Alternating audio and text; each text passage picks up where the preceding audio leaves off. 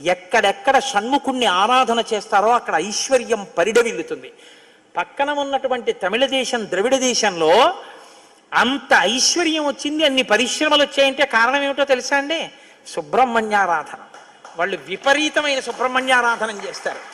సుబ్రహ్మణ్య ఆరాధనం చేసినా, షణ్ముఖుడికి ప్రదక్షిణం చేసినా, ఆయనకి నమస్కారం చేసినా జ్ఞానము, ఐశ్వర్యము, సంతానమునకు క్షేమము, ఆయువు, ఆరోగ్యము అన్నీ కలుగుతాయి.